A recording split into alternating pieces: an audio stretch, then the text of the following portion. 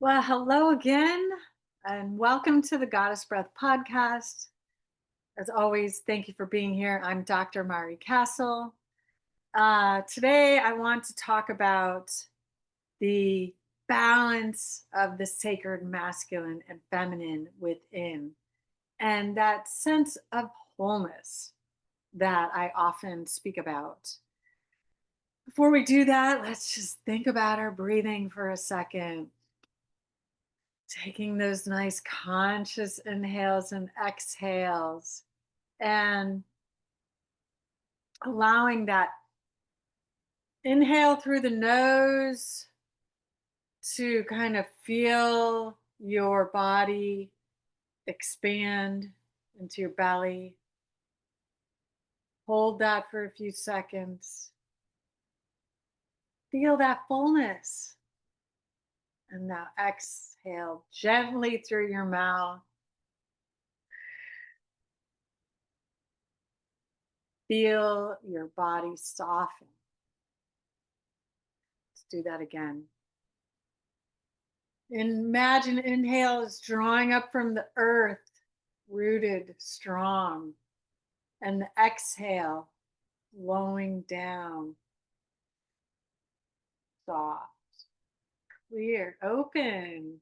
Masculine rising, feminine descending. Again,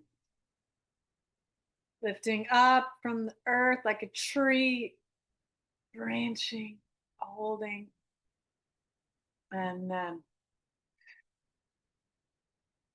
allowing for your body to just feel at ease and relax. Maybe feel the support of the chair beneath you.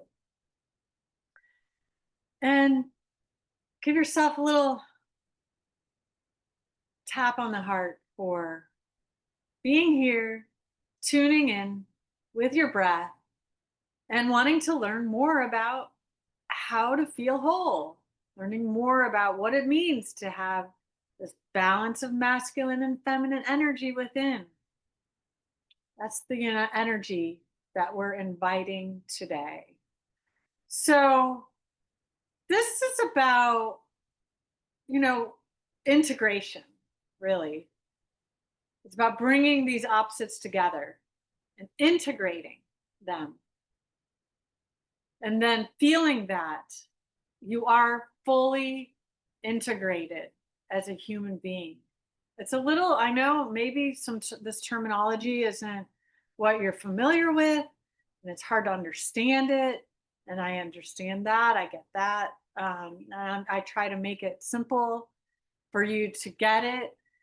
But just, yeah, recognizing that when you're the doing and the being, um, the structure and the flow, the focus and the softness finally begin to come together.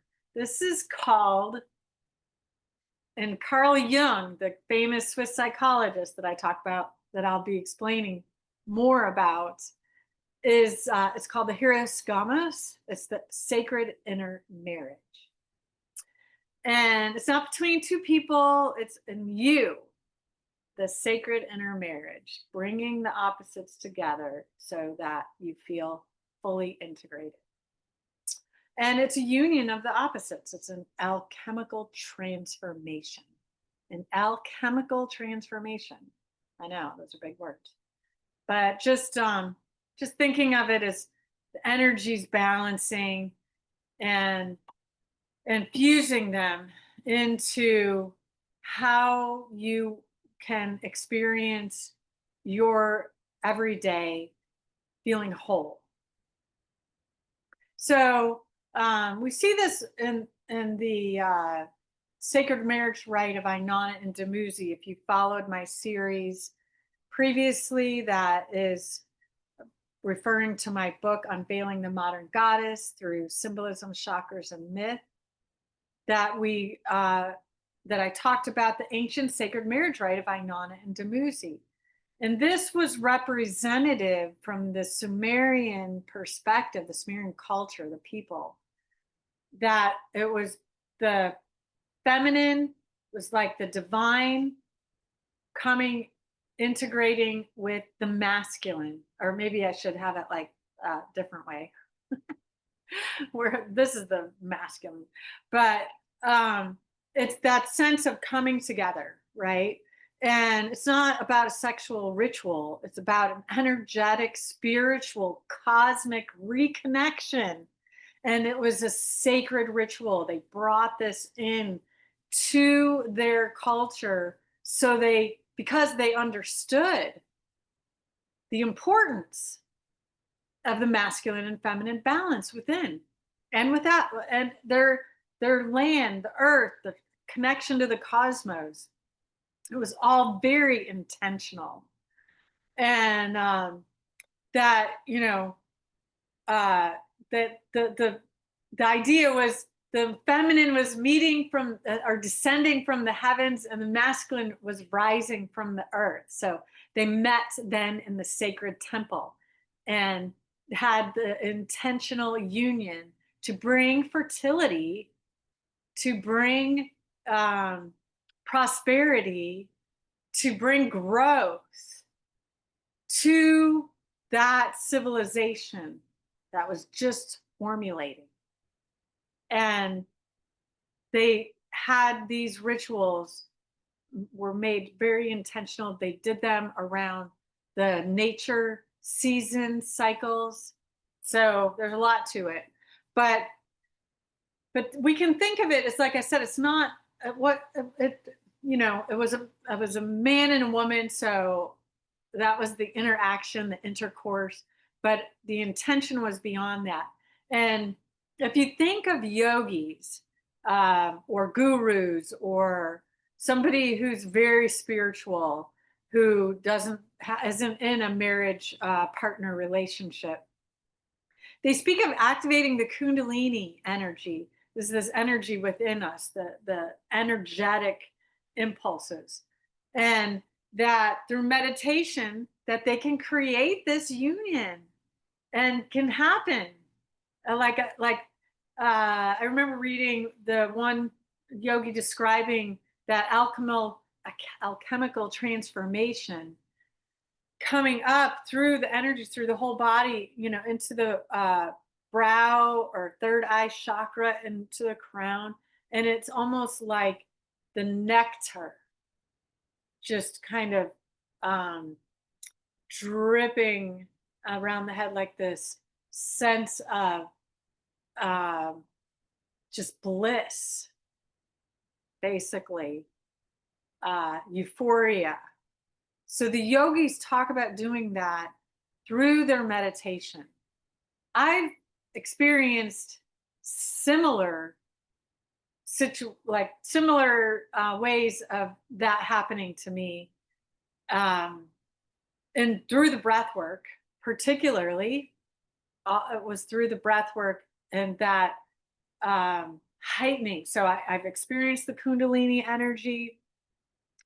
The kundalini energy is the energy rising up, right, in us. And then I've experienced actually an image of the male and female. So basically, it was the goddess Inanna, and it was Jesus as the divine masculine. Then being together like they were connected. And I felt it in me, and it was the most profound experience. I had no words for it. I was speechless. It was ineffable. So that's possible, and it can happen in many different ways. It doesn't need to happen exactly the way I described it or the way the yogis have it. But but when you get to a point of recognizing this sense of following your bliss, like Joseph Campbell said, then you get that. And we can experience it in, seconds of a day, or it can be minutes. But you usually can sense when it's happening. And, being whole, or having this integration of masculine and feminine energies, doesn't mean you're going to experience that either. It's just more an inner knowing and more a feeling of uh, having fulfillment in life, that you feel fulfilled, that you have everything that you could possibly want. You have no desire, right? No wants, that you get what you need. And you recognize that. Not that it's wrong. I'm not saying anything wrong about desiring or wanting or manifesting, but more so that there's just this sense of um, ease, of like, all is well, and I feel good. I feel whole. I feel like I have some sense of completion, right? But then you go out through the day and things happen, environments and work and challenges and obstacles, uh, children, uh, you know, you just never know what the world's going to bring, and then you kind of got to uh, calibrate, right? Recalibrate. So, but yeah, I I feel like it's not about being perfect. It's not it either. It's not like you have to balance on a tightrope, that you have to stay there, but more a creative harmony, more a return to your natural design or your soul. Design meaning like an imprint, like we have now, what the QR codes, like your own design, and you're meeting there with that. There's no other. Your your objective and subjective, your witness and self are combined, are matching, are together. So the alchemical aspects of what is known in the perspective of bringing this inner marriage to opposites, the masculine and the feminine, the sun and the moon. We can even say elements, sulfur and mercury. And then something else comes of that. That's what I'm talking about. So some uh, philosophers or teachers will call it the philosopher's stone, but really it's yourself. And it's the part of you that holds all the others, right? So if we recognize that we wear different masks, that we have different roles, that you come to the center of being all of it. That's what I'm saying, like the witness and the observer, and being then the self is all together. And it's the healer in you as well, knowing that you have the capacity to heal yourself. The healer within, the mystic within, the um, sense of feeling strong like a warrior within. There's nothing wrong with that either, right? Showing up, being strong in yourself, um, trusting your inner guidance, and just showing up with whatever is needed. And then we can recognize this also follows what, again, this might be something you're not familiar with, but Carl Jung's path of individuation. And I will be explaining this more, but it's about clearing away, shedding parts of yourself that you don't no longer need, being adult and mature enough to recognize your misgivings or uh, short, sightedness, or even the shadow, the parts of yourself you don't even recognize, that you're operating from, that maybe isn't serving you. So considering all of this, and considering this is the path of individuation, we can also consider it to be called creative wholeness. And um, this knowing within. And like I said, it's not something that you're going to necessarily be staying with, and you got that, and that's it. Now I've arrived. It's more of a process that when you recognize that you're going off in this direction or off in that direction that's not serving you, then you can come back to the center. And being aware of both our inner feminine and our inner masculine, and aware of our outer feminine and masculine, how we are perceived. Because if we aren't aware fully and can integrate how we're perceived, and we carry a lot of shadow, then that needs to come forward, and taken a look at. And that's different for everybody. And how we get comfortable with being familiar with all of this is going to be different for everybody too. A lot of people want to use the breath work to help with balancing, but it can be through meditation, or through visualization, or through art, singing, right? Chanting, dancing, um, being in nature. All of these things, as long as we're willing and aware, can help us come to that center, that alchemical union. So let's do a little breathing practice together as we come to about to close. And if you feel right, to close your eyes and then place one hand on your heart and the other on your belly. Feel the breath rise into your hand, structured, feeling grounded, present. Noticing this is your inner masculine. And then now feel the breath flow out like a wave. Soft, yielding, expressive. Maybe you have a little sound. That's your inner feminine. Let them meet in your heart. There's nothing to fix, nothing to defend.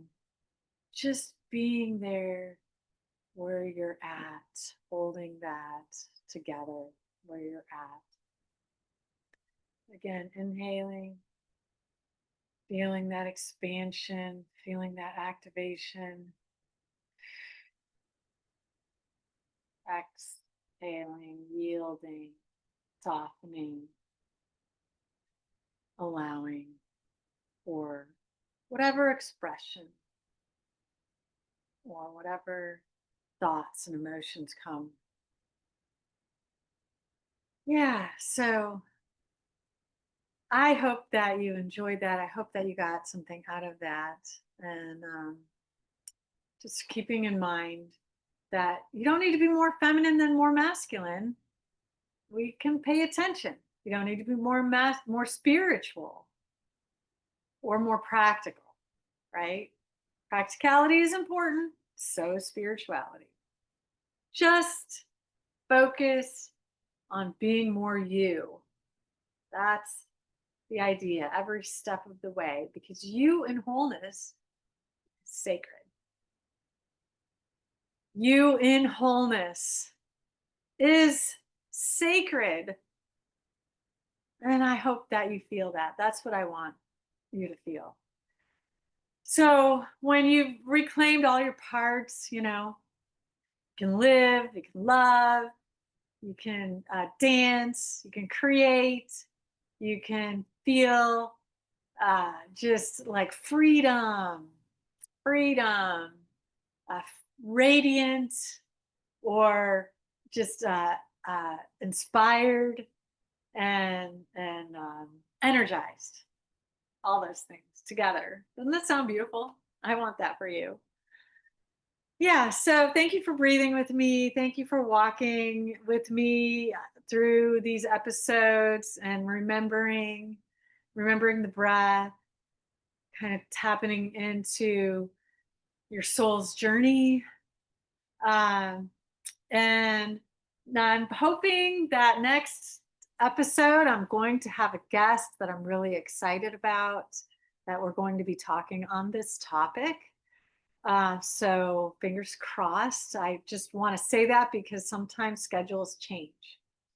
And then that if you found this interesting, I encourage you to comment or to pass it along to a friend that you think might also find it interesting. And as always, I have different breathwork workshops going on. I have different classes going on. So have a look at my website that's in the show notes. If any of those sound interesting to you, I encourage you to click on the link. And in the meantime, breathe deeply, love fully yourself. Most important to love, right? Self love, self care is so important. Trust that everything you need is already inside of you. Thank you, my friend. Blessings.